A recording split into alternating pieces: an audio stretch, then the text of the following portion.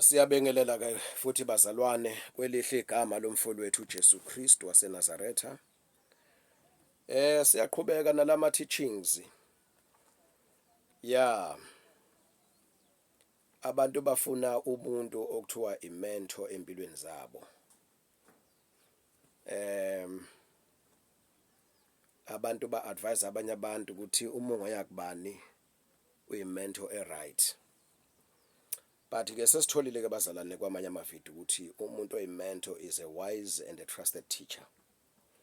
But uma ngabe uthinta igama elithi wise kusho ukuthi khona iwisdom. Ake sikhulume ngokuhlakanipha abazalwane. Umbona ngani umuntu okuthiwa uhlakaniphile? Sengivezile futhi kwenye ividiyo ukuthi umbona ngokuthi afundise akhuthaza abantu ngoJesu Kristu. Ngoba uJesu Kristu ukuhlakanipha kukaNkulunkulu, ukuhlakanipha okuvela kuNkulunkulu. Yonke into eshiwe inkosi uJesu, umuntu ohlakaniphile uyitshela abantu.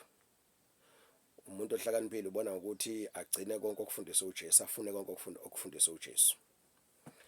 uJesu ushiye nomoya engcwele. Lapha namasifunda uJohn 14:26. So umoya engcwele yena thisha ke manje osifundisa ngezinto uJesu ayifundisile. Uyena umoya engcwele osiholela kuNkulunkulu ophilayo. Yena thisha wethu. Uyena umuntu esingama ngesibindi sithi he is a wise and a trusted teacher. Uma ngabe sidefine igama elithi mentor. Umbona ngane kumuntu ohlakaniphile ke osofundisiwe noma ufundiswa umoya engcwele. Sizoveza amaphuzu nje ambalwa abazalwane, mhlawumbe indlela ongabona ngayo ukuhlakanipha umuntu. Sifundizwe lapha uMatthew chapter 7:12. So in everything do to others what you would have them do to you, for this sums up the law and the prophets. NIV engifundayo. So in everything, entweni zonke, do to others what you would have them do to you. Yenza kwabanye lokhu obungathanda ukuthi nabo bakwenze kuwe. Akunjalo ke bazalwane masikhuluma ngempilo yalelizwe noma ngeworld system. Akunjalo bazalwane. Isibonelo nje okoqala yonke into enhle abantu abayifisela bona. Bakuthiwa nje into enhle kunenzuzo ekhona kuyona abantu bayicabangela bona.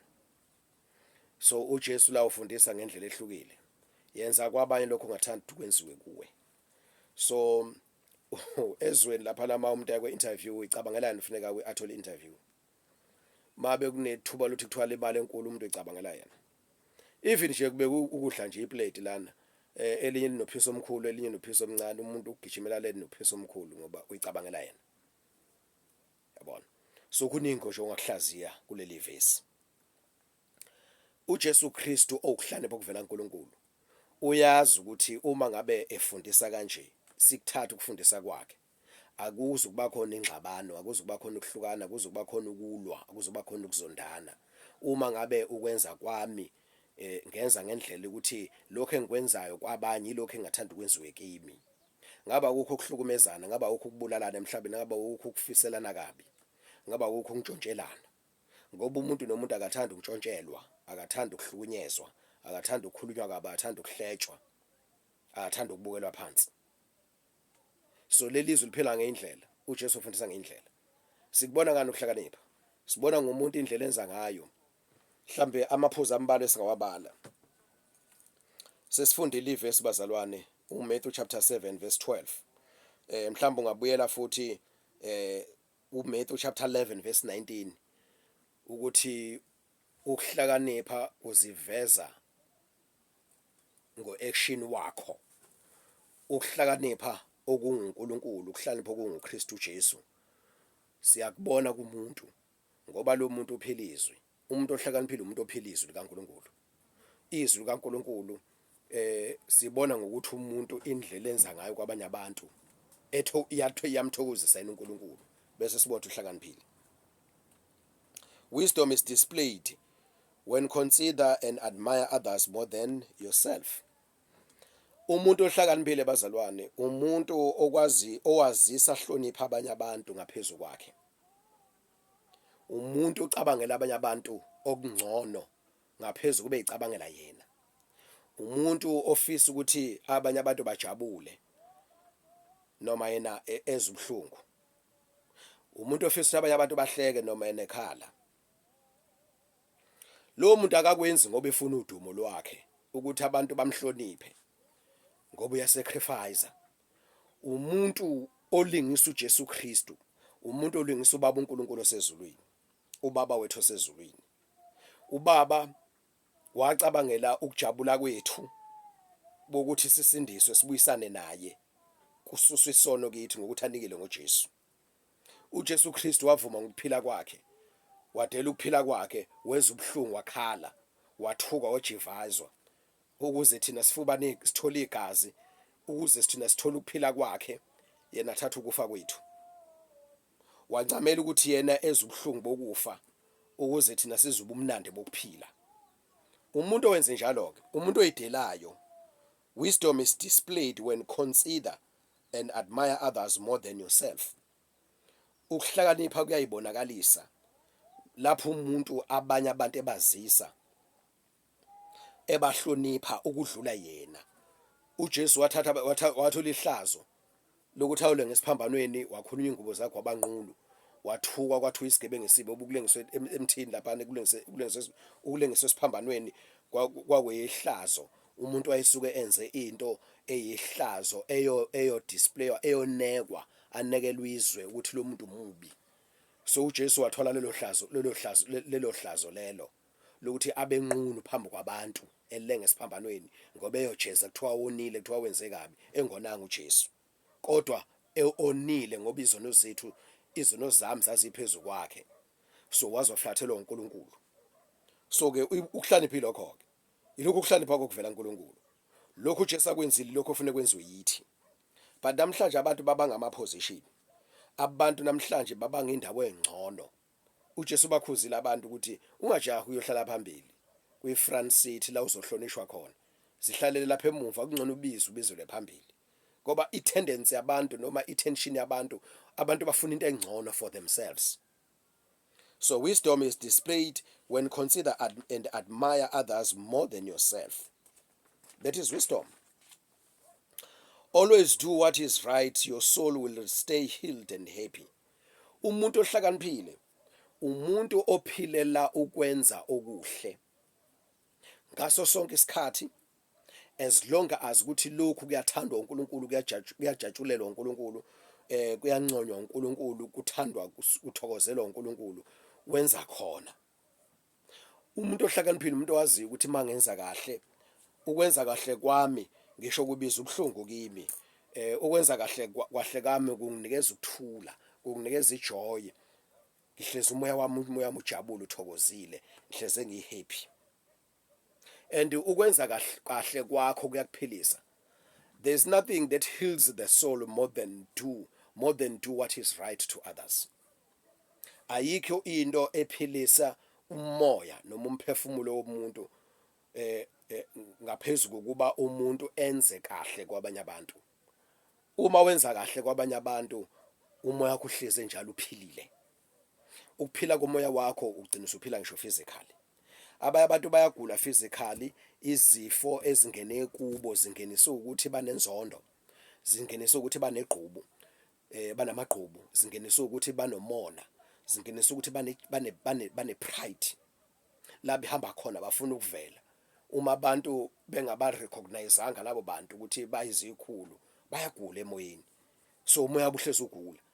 So umoya obuhlezi utense, impilo abihlezi tense ngoba bafuna ukubonakala la behamba khona. Uma bengabonakalanga, sebezoqala manje benza indlela ukuthi babonakale, begcina bazokwenza something ezokwenza ukuthi ba draw attention kwabanye abantu. Still manga draw attention, then bayagula, bayathukuthela, bayalwa, yabona. Ababi happy and umoya bawuphilile. It's not healed. It's not healed. Then sikubona ngani ukuhlakanipha amasundu Matthew chapter 11 verse 19 ukuthi wisdom is proved to be right by her actions. Ubuka izenzo zomuntu ukuthi lo muntu uhlakaniphile. Omunye umuntu ozombona ukuthi uhlakaniphile ke mhlambe ngenxa ukuthi umoya ongcwele uhlala kuye, ufundiswa umoya ongcwele ukuhlakanipha okunguKristu Jesu, bese ephila ngokwempilo kaJesu Kristu. Lo muntu mhlambe ke usengabasiza abanye abantu, mhlambe usengangena ekutheni uyimento kwabanye abantu. He is a wise and a trusted teacher. Hayi ngoba yena phese wise, kodwa umoya ongcwele kuye owuthisha wakhe, oyimento kuye, then umenza ukuthi naye ahlakaniphe. Always try to make someone happy and peaceful at all cost. Zama ukwenza omunye umuntu ajabule futhi abe nokuthula noma kuthiwa kubiza kangakanani. Inkosi uJesu ifundisa ukuthi thabatha isiphambano sakhe imihla ngemihla uzidele. Dayisa konke onakho wabela abampofu. Ngenkathi udayisa, lo muntu ompofu ubengathokozile ngoba umpofu. Umuntu ompofu emphakathini ubukelwa phansi, naye agcine sesibukela phansi ezibone ngento yalutho. Wena mawenza amazwi kaJesu, udayisa konke onakho bese ucheck abantu abampofu abaswele. Kunentandane ezingenalutho, kunabafelokazi abangenalutho, kunabantu abanama background amabi, abuhlungu, abakhule kabuhlungu, betreatwa kabuhlungu. Uma ngabe udayisa onakho ukwabela abampofu, uletha joy kulabo bantu, uletha happiness kulabo bantu, uletha a peaceful soul kulabo bantu. Udelo nakho ukunikele kwabanye abantu, uletha ukuphila kulabo bantu. Always try to make someone happy and peaceful at all cost. Ngayo yonke indlela uyazidela njengokufundisa kwenkosi uJesu. Udela ukuphila kwakho ngenxa kaKristu Jesu. Ulahlekelwa izinto ezibizwa ngawe. Ulahlekelwa amalungelo akho. Uwadlusele komunye umuntu. uJesu kwakuyilungelo lakhe ukuhlala ngosomnene sikaBaba ayigcine indodana. Kodwa walahlekelwa yilelo lungelo wezemhlabeni ngenxa yokuthi uzofela thina. Thina silahlekelwa ubuthina. Silahlekelwa imhlaba yethu, silahlekelwa amakhaya ethu, imizi yethu, ukuze silethe ukujabula kwabanye abantu. Silethe ukujabula kubantu abaswele. Abanye baswele ulwazi lukaKristu Jesu. Abanye baswele impilo yokuhlala noKristu Jesu. At all cost when uyayidela lezo zinto, so that others will benefit from what you give out. Ukuhlakanipha lokho bazalwane. That is wisdom. But asikuboni lokho emhlabeni esiphila kuwo kubantu abangenayo uJesu Kristu nemfundiso kaJesu Kristu. Kangokuthi labo bantu sebeze bathelela nalabo abathi bayakholwa abasindisiwe egameni likaJesu. Sibona iselfishness. Umuntu ethe nakho kodwa afuna ukuba nakho kakhulu. Sikubonile lokho emphakathini. Ngokuthi umuntu akanqeni ukuthi athi umuntu ehlupheke ngenalutho eswele, bese qhamuka umuntu onakho konke azothatha lokho okuncane kulokhu anakho umuntu. Sibona abantu abahluphekile bethatha izinto abanazo benikelela abantu okuthiwa abakhulu, ngoba laba abakhulu bafuna ukuba nakho kube kuningi echicime. Sikubonile lokho. Umuntu efuna ukugcina igama lokuthi ucebile uyahlonishwa, akanqeni ukuthi ayothatha ingane yomunye umuntu ayibulale ukuze agcine ingcebo yakhe. Sikubonile lokho, sizwile ngakho. Bayakwenza abantu lokho kuthiwa ama rituals. Sibonile ukuthi wathi umuntu ongenayo ngisho imali ingeningi bese kuthiwa khiphani imali ninikelela abafundisi emasontweni. Ibizwe imnikele umuntu azakhipha ukugcina nako abuyele ekhaya engenalutho akazi ukuthi uzodlana. But lo muntu uyayithola iminikelo. Iziningi indlela athola ngazo imali. Unama sources ahlukene okuphila. But afike la ibandleni azoqoqa futhi eminye iminikelo ukuze yena abe nakho konke uyiqoqela yena. Sikubonile emasontweni kuyenzeka lokho. That is not wisdom, bazalwane. And that's and such a person does not qualify to be called a mentor. That is why ngithe kwenye video, there's only one mentor mina qualified to be a mentor kimi. That is Holy Spirit. Holy Spirit will never manipulate me, will never take advantage of me, umoya ongcwele. But umoya ongcwele uyangisiza ukuthi ngikwazi ukujabula ngihleze ngijabulile. Uwumsizi wami ukuthi mangihluleka ukwenza intando kaNkulunkulu angisiza ukuthi ngikwazi ukuyenza. Ngoba mangayenzanga intando kaNkulunkulu ayikho ipeace kimi. Akukho ukujabula kimi. But umoya ongcwele uzele ukuzongisiza. Uma abantu bengilwisela ukuthi ngiyeke ukwenza intando kaNkulunkulu, umoya ongcwele uyangiqinisa, angimele, angiprotecte. Abe i-defender, abe i-advocate kimi. Abe u-standby, ame nami ukuze ngingalahlekelwa ukwenza intando kaNkulunkulu ekuyiyona lethi ijabulo kimi. That is wisdom, bazalwane. Ayikho wisdom edlula leyo. Always try to make someone happy and peaceful at all cost. Right? Always see the best out of everyone. Umuntu ohlakaniphile bazalwane, ukuze umuntu othanda a peaceful life, ohleze njalo ezihlupha ngalokho okuhle kwabanye abantu, ukuthi ubani unani enhle engayithola kuye. Yes, ngiyaku-overlooka lokho engikubona ukuthi kunegative kubi, but ngiyazama ukuthi ngimkhulekele, ngimnxusele uNkulunkulu ukuthi anqobe okubi, anqobe ilingo, anqobe ama-weaknesses akhe. Always see the best out of everyone. Iba umuntu njalo obona okuhle kubo bonke abantu. Kusizaphi lokho? Kukusiza ekuthenini uhleze njalo uhappy. Kukusiza njalo ukuthi uhleze njalo ujabule. Because ukubona izinto ezimbi kubantu kuyacasula. Ukushiya wena ucasukile. Ukucasuka kusho ukuthi awujabula, uthokozile. Ukushiya uthukuthele. Because you are always looking at the bad side of people. That is not wisdom. Akusikhona ukuhlakanipha lokho. Matthew chapter 11 verse 19 uthi uJesu ukuhlakanipha kubonakala ngezenzo zakho. Akusona isenzo sokuhlakanipha ukubuka izinto ezinegative kubantu. Ngoba mase uyibukile usala nomoya ongekho right. Usala nokuthukuthela nokucasuka. Right? Always admire and be grateful about the treasure that you have, no matter how small it may look.